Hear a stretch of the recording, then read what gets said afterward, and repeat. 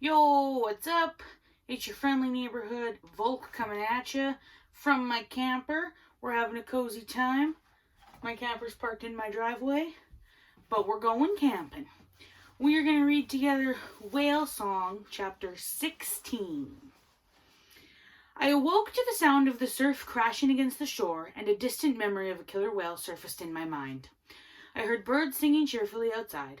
When I went to open the window, something caught the corner of my eye. The gifts I had received the night before were gone. Where are they? Panicking, I searched the floor and behind the dresser, but my gifts weren't there. I grabbed a pair of jeans and a tattered t-shirt and was about to throw the shirt over my head when I felt something cold against my chest.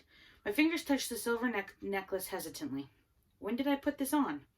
I walked toward my bed to straighten the blanket, and it was then that I saw the eagle feather lying on the bedside table, the carved totem pole next to it. Bewildered, I picked up my treasures and placed them back on the dresser. Wearing the silver necklace, I went downstairs to the dining room. My grandfather was at the table reading the newspaper and drinking strong coffee.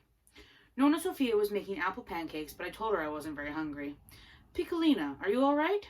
She asked in dismay. I'm tired, that's all. I stifled a yawn. Where's Dad? He went for a walk on the beach, she replied, expertly flipping the pancakes. Nona Sophia, did you move the things I got last night?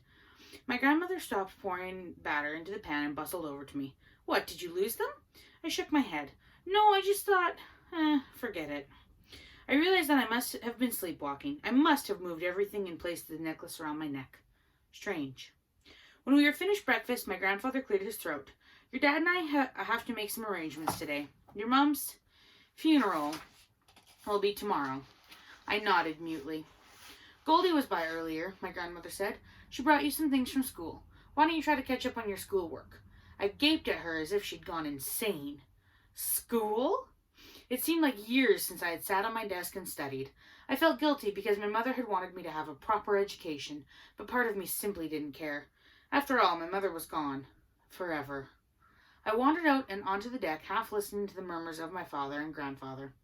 I stared up at the sky and thought of my mother, her smile and her warmth. I recalled her last days in the hospital and tried to remember what she had whispered to me before going into a coma. Why can I only see a dark hole when I push myself to remember? Later that day, while my dad was in town, I overheard my grandparents arguing, something they rarely ever did. Rocco, Nona Sophia said. He was following her wishes. How do we really know that those were Daniela's wishes? My grandfather snapped. Just because he says so? We cannot doubt him, Rocco. He loved Daniela. He would never hurt her on purpose. She made him promise. Her muffled sniffles grew louder. Shh, Sophia Bella, he consoled her. I know. I leaned against the wall, listening to their words. Poor Sarah, my grandmother wailed. First her mother, now. If Jack goes to prison, She broke into hysterical sobs. Devastated, I raced upstairs to my room. I somehow convinced myself that my memory of that day might save my father, that perhaps he had tripped over the cord and maybe my mother's death had been an accident. If only I could remember. Gritting my teeth, I mentally walked myself through the moments just before my mother's death. My father and I were alone in her room. I argued with him about something, then the next thing I knew, I woke up in a hospital bed. Maybe I saw him do it. Is that why I can't remember? My memory was blank, like an empty chalkboard. There was nothing I could say to any court judge to make him believe my father was innocent. Nothing I could remember would help him. My stomach churned. I crawled into bed and fell asleep, holding on to my wolf's pendant. If I dreamt at all that night, I don't remember that either. As a compromise to my grandparents, my father arranged a small informal funeral service in a small chapel in Bamfield. We gathered, united in grief, under a tempestuous sky filled with churning thunderheads. The wind howled through the thin-walled church, causing the stained-glass windows to vibrate as Father Verhagen solemnly welcomed everyone inside. A blue-robed choir stood to the left of the pulpit, singing a melancholy rendition of Amazing Grace, accompanied by an old pipe organ. To the right, a beautiful ceramic urn, hand-painted by a local Indian artist, sat on a raised platform surrounded by flowers and wreaths. A copper-framed photograph of my mother was positioned near the urn. I plodded up the aisle and stood in front of the urn. Then I reached out and caressed the photo of my mother. A handful of ashes, I murmured. That's all that's left of you. Looking at her filled me with misery and longing. My father, grandparents, and I took our seats in the front row of pews, while the Dixon family sat on the opposite side. Behind them, my father's co-workers crowded together, whispering and casting sympathetic glances at my father and me. People from Bamfield, some of whom had attended the beach ceremony, also showed up. I noticed Adam and his family sitting in one of the back pews. Annie was sitting beside him and with her aunt. Even Mrs. Higginson and some of my other teachers were there. Mrs. Makowski sat behind me, sniffling into a lacy handkerchief, telling everyone that I had a wonderful future ahead of me, that I was a great artist just like my mother. Father Verhagen began the service. We are here to remember Daniela, to celebrate her life and her faith. I slipped into my own little world, lulled into a sense of security by the priest's words, by his promises that my mother was moving on to a better place, and by his certainty that my remaining family would be taken care of. Tears of sorrow coursed silently down my cheeks. My father squeezed my hand, and I held on tightly, refusing to let go. I stared down at our folded hands and wept for my mother. After the service, we filed out through the double doors of the church and stepped outside. A cold wind flailed at us as we waited at the top of the stairs, sheltered by the porch overhang. Father Verhagen stopped me. Your mother is in heaven, Sarah. God will look after her now. For some unexplainable reason, his innocent comment made me furious. Who will look after me? I wanted to demand, but I bit my lip instead and hurried down the stairs out into the rain. Jack Richardson, a familiar voice called from the crowd. A tall figure walked toward us. My heart stopped. Sergeant Wyszynski placed a restraining hand on my father's arm. I need you to come with me, please, he said with authority. Everyone watched in disbelief as a patrol car pulled up beside us, its lights flashing. My father walked passively toward the vehicle, resigned to his fate. He looked over his shoulder and opened his mouth to say something, but immediately closed it and tossed my grandfather his car keys instead. Take Sarah home, he told Nona Rocco. Sergeant Wyszynski gave me an apologetic look. Then he turned to my father. We're placing you under arrest for the second-degree murder of your wife, Daniela Richardson. The crowd gasped in shock. I was horrified. Dad, what's going on? I tried to run toward him, but Nona Rocco restrained me. I struggled to get free, hysterically beating my hands against my grandfather's arms. Daddy, I screamed. You have the right to remain silent, Sergeant Wyszynski continued, pulling my father's arms behind his back. Anything you say can and will be used against you in a court of law. Handcuffs encircled my father's wrists and snapped shut. You have the right to speak to an attorney and to have an attorney present during any questioning. If you cannot afford a lawyer, one will be provided for you at government expense. Do you understand your rights? My father nodded, looking dazed and unsteady, as he was escorted into the back seat of the patrol car. Wait, I shrieked. What about Mum's ashes? Sergeant Wyszynski slammed the car door, climbed in front, and drove away. In the back seat window, I saw my father's face pressed on the glass. Then they were gone. Your papa will be back, my grandfather said. But Nona Sophia, I wept. We have to throw Mum's ashes in the ocean. I clutched her arm, afraid that if I let go, she too would be taken from me. Ah, Karina, she said softly. We'll do that when your papa comes home. Nona Rocco brought my father's car around. My grandmother climbed into the back seat and patted the space beside her. Let's go home, Sarah. I looked over my shoulder at the dispersing crowd. Annie and Goldie sprinted toward me. Behind them hobbled Nana. Are you okay? Goldie asked me. Nothing is okay. I could barely look at my two friends. My father had been arrested in front of their eyes. Everyone would think that he had murdered my mother, that my father was a murderer. Sarah, Annie said, they must have made a mistake. Goldie nodded. We knew he didn't do anything wrong, and we know he didn't hurt your mom. He'd never do anything that bad. We formed a circle. With our heads bowed, we held on to each other tightly. 3 warriors. As soon as those 2 words entered my head, a smug voice in my mind whispered, Some warrior you are. I let go of my friends and took a step back. Nana beckoned to me. She hunched forward, placing both her aged hands on my damp face. Then she looked me right in the eye. Remember, great warriors never stop trying. I blinked, bewildered by her words. Has she read my mind? For the rest of the day, I thought about her strange comment. The days flew past, but the nights were endless torture. They were filled with nightmares of death and hopeless despair. At times, I questioned my sanity and whether I would endure. My mother was dead and my father was a murderer. I thought of him, trapped behind steel bars. His lawyer did his best to get him released on his own recognizance, but bail was denied. The prosecutor thought that my father was a flight risk because he had strong ties to the United States. Nona Rocco was adamant that we would stay in the house in Bamfield until the jury released my father.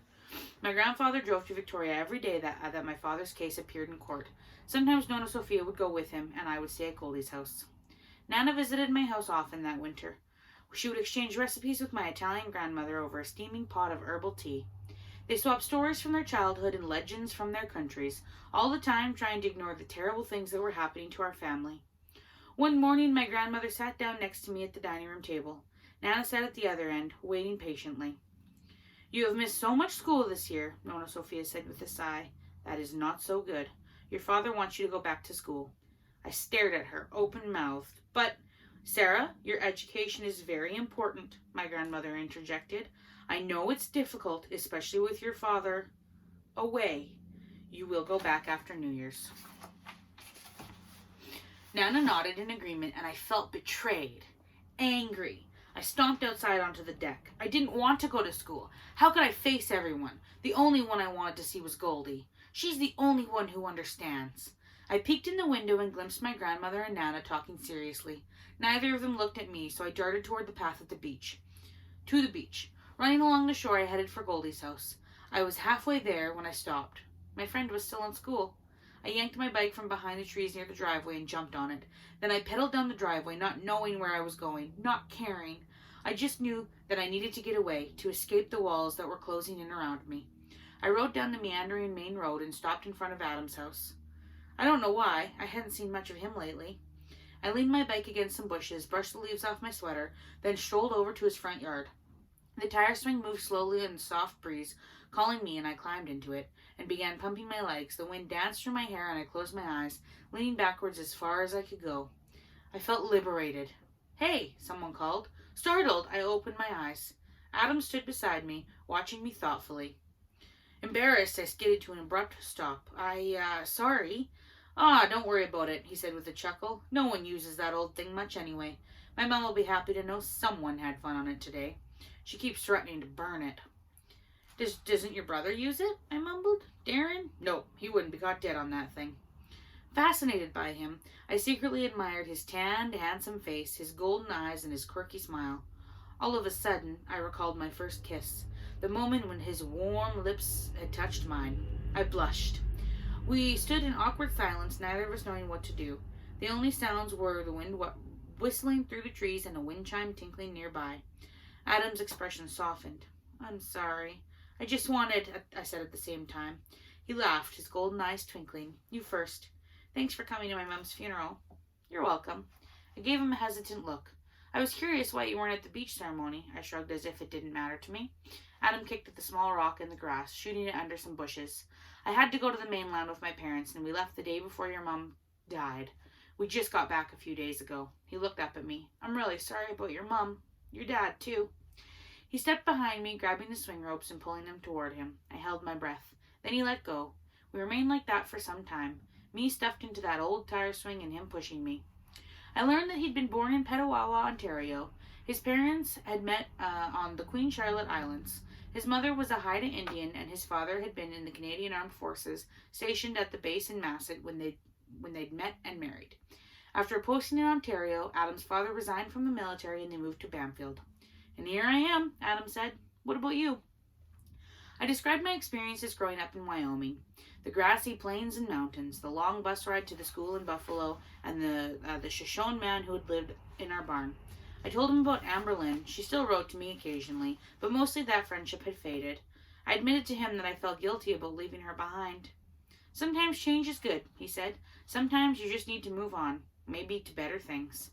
I giggled. "Geez, Adam, now you really sound like an Indian."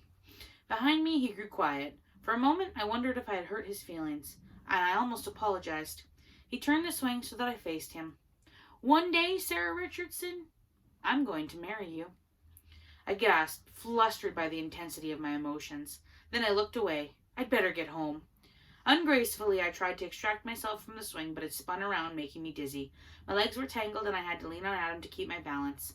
I fought the urge to giggle and tried to maintain my dignity, but with my arms wrapped around his neck while I hopped on one foot and my other leg sprawled in a tire, it was next to impossible. A flicker of movement caught my eye. I saw Adam's mother poke her head out the kitchen window. She seemed startled to see her son holding on to a girl who was balanced precariously on one foot while trying to extract the other leg from the tire. She smiled and quickly ducked inside the house. I swear I saw the kitchen curtain move afterward. Pedaling home, I was mortified that Adam and I were in such close contact and that his mother had seen us. Yet I was ecstatic that he really seemed to like me. I didn't know if I should laugh or cry, so I did both. I giggled, grinned, and wiped my eyes. I was in a state of almost manic euphoria. Every now and then I would think of his words, stop my bike in the middle of the road, and gasp in disbelief. I didn't know what to think. Adam wants to marry me? Suddenly, something darted out from the woods. Jamming on the brakes, I screeched to a stop and almost toppled off from my bike. At first, I thought it was a shaggy dog that stood in the middle of the road, until I saw the wild intensity in the creature's yellow eyes. I sucked in a breath and stood silent, motionless, waiting. A gray wolf had just crossed my path.